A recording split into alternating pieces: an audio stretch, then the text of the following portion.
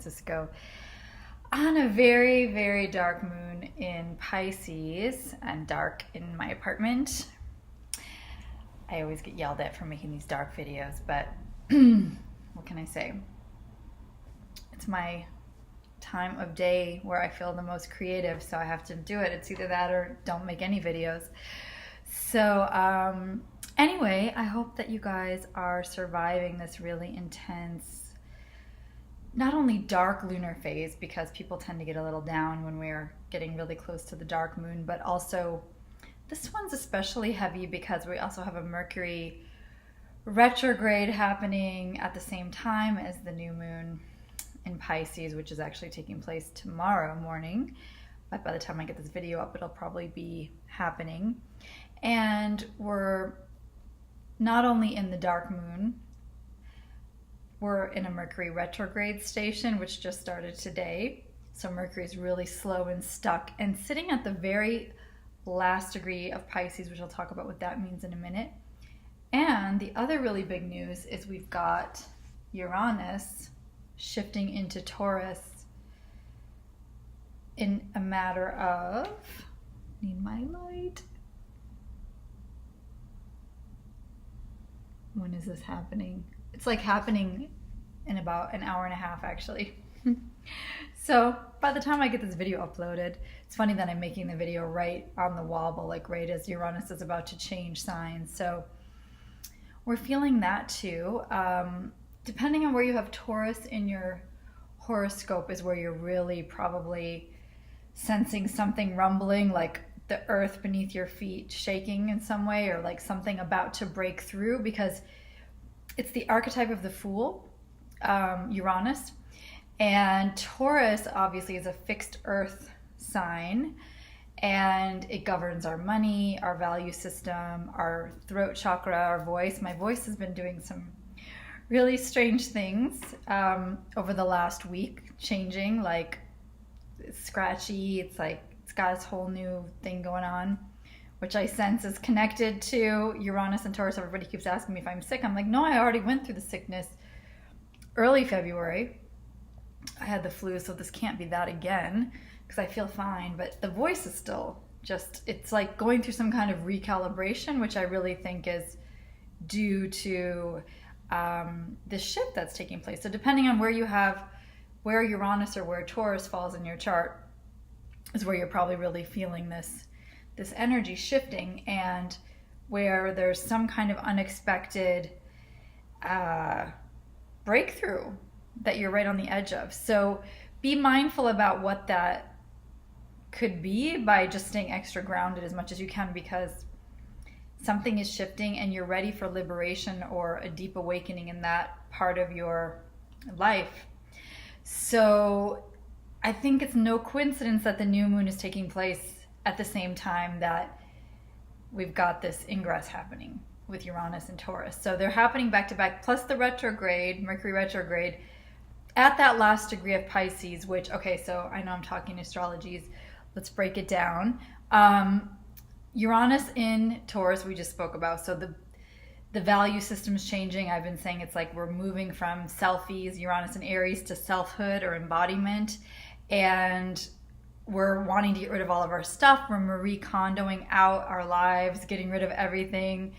We are looking at revamping our value system. Like, what is it that we possess on the inside? We don't really need all these external possessions and clutter in our lives to make us feel valuable. We need to find something deep internal, and money comes and goes. Our attachments come and go. Taurus is the sign of our attachments. So we're going to be really learning some powerful lessons around getting liberated from our attachments over the next, well, we're going to be in this until 2026. So we've got time to learn it, but usually when we're right in that shift is when we feel the energy the most. So this is the time when everything is starting to rumble and shake, and your own status quo is getting shaken up. So you have to be willing to let go and go off the edge of the cliff like the Fool. Like, we can't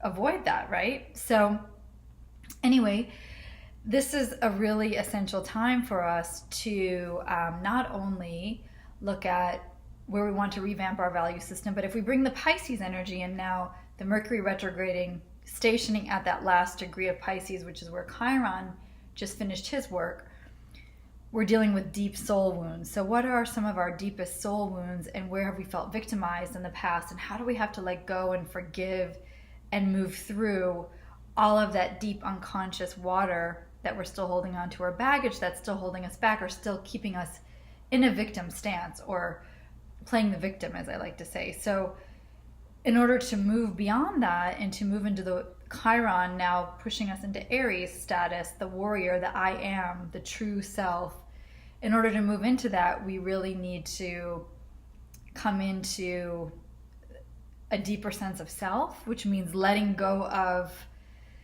that kind of submerged, merged with another person, fused with another person's psychology, whoever you gave your power to, whoever you had felt victimized by, you have to forgive for your own sake, your own salvation, so that you can move forward and let go of that feeling of persecution from that situation. So I'm not saying snap out of it, repress it, get over it, but we have to do the work. And we've been doing the work over the last several years while Chiron's been in Pisces to heal. It's deep healing. Chiron's about deep soul healing. So now moving into this new phase, right, with Chiron in Aries, Uranus just leaving Aries and moving into Taurus, it's going to completely radically shift our relationship also to our physical body, not just our voice, but that's a big part of it.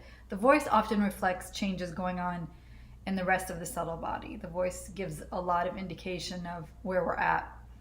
Just as they say the body doesn't lie, I think the voice doesn't lie. So we can tune into, when you're scared, your voice goes up several octaves. And if you're really frightened, you might not have a voice at all, right? It can just feel like you're being strangled. So just notice what's happening with your voice during this big shift that we're going through, right? So what other pieces of the puzzle do we want to put together here? So we've got, not only on this new moon in Pisces, of course, it's that really low energy time, and it's the time to seed our dreams and to work with our unconscious, work with our dreams. Pisces is the moon tarot card, which I have my Marseille deck. I love this deck. I've been obsessed with it lately. Well, here's the star, which we're going to talk about Venus and Aquarius in a minute, and that's the archetype that corresponds with Venus and Aquarius. The star is the Aquarius archetype. And then we've also got the moon for Pisces. And if you know the moon tarot card, it's the 18th major arcana. And it's all about facing your fears and going into the deep, deep unknown and allowing those emotional depths to teach us, to reveal to us what's hidden in the unconscious. So this is through dream work, this is through psychoanalysis. Of course, it's hiding. The moon card always hides from me. But I'm going to find you. Let's see. It's also connected to the Hermit, the opposite sign, Virgo. Virgo's the Hermit. Here's Virgo. So we just had that new moon. No, I'm sorry. We just had that full moon, rather. A couple weeks ago, and now we're moving into the new moon. My God, Mercury is stationed, isn't he? Here's the moon tarot, so you can see like those deep watery depths. I don't even know if you can see that sea creature coming up from the depths of the blue sea. He has a little blue ball in his crab claw, his pincer, is that what they call it? Which they say is like the jewel from the underworld or the unconscious realms that we're trying to bring up through our efforts of mining all of the riches in the depths of our soul. So this is the time to go into your depths, to go into the deep unconscious waters through really paying attention to the symbols that show up in your life. Obviously your dream symbols, if you write them down and decode them. I've been talking a lot about that in the last couple weeks, how essential this time of year is for working with your dreams. I mean, I always advocate working with your dreams, of course, but right now more than ever, it's time to really pay attention to what's happening in your inner world, both during waking time and dream time, because the unconscious is so powerful, and we have our waking dream, and if we're vigilant and awake while we're awake instead of sleeping while we're awake, there's so many messages coming to us during our waking hours. We just have to pay attention to the symbols and the omens and the synchronicities that show up. So, okay, the other big thing going on with this new moon is that it's joined with Neptune. So Neptune is the planet of illusions. It's the higher octave of Venus. Now, we're in an interesting numerology year, which I've been talking about too, where we have the 3 of the Empress. If you add up all the numbers of 2019, you get a 3, but before you break it down to the 3, you have a 12, which is the archetype of Neptune, the hangman in the tarot. So we've got that too, and they're working together. So you could see it as Neptune, or the hangman, is the higher octave of Venus. It's the sublime realm of art and creation. So it's where the divine really intersects the human. The Empress is really the human birthing process of the creativity. And then when you get into the hangman, it's like the surrendering and the sacrifice and the offering to the divine. And they're working in conjunction, I would say, this year. So we're probably experiencing both. On the one hand, I keep saying that one of my favorite Dostoevsky quotes, which is, beauty will save the world. And yet we're also in this limbo or holding pattern, this liminal space. A lot of people are like, I don't know what's going on. I can't make a plan. I can't see the future.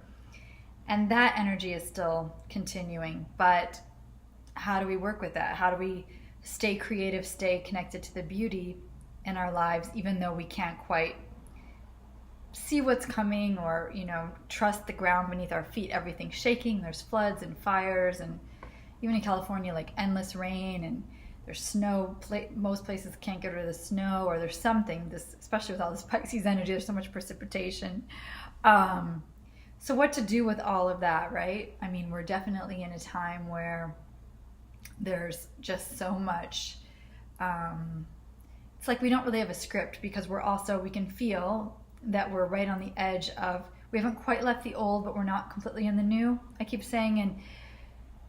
And one of my favorite astrological colleagues, Venus in Vesta, and Louise Holland, brought to my attention, which I hadn't even noticed, that there were 5 full moons in a row, including the one we have on the equinox.